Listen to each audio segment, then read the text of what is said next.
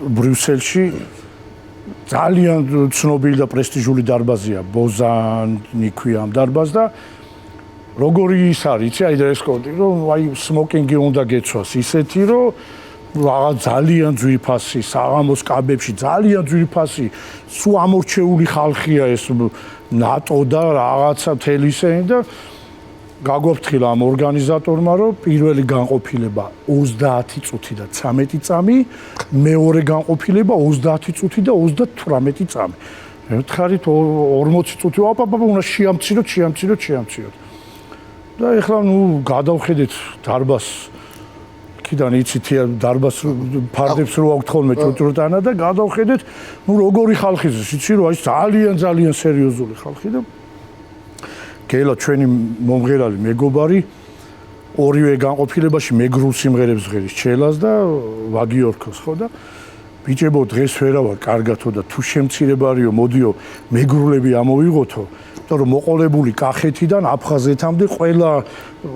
რეგიონის და ყველა კუთხის სიმღერებს ჟღერივათ კონცერტში თან ეს ისეთი პრესტიჟული სიტუაცია იყო რომ აუცილებლად აი საქართველოს წარდგინებისთვის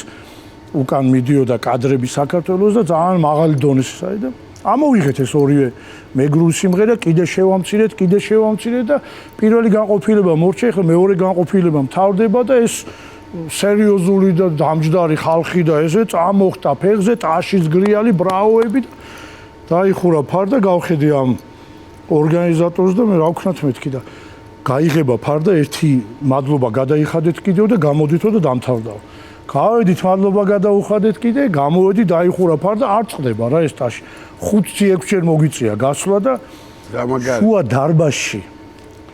წარმოიდგინე ხა კახური იმღერეთ ქართული გურული იმერული აფხაზული რაჭული აჭარული თუშური ყველაფერი ვიმღერეთ რა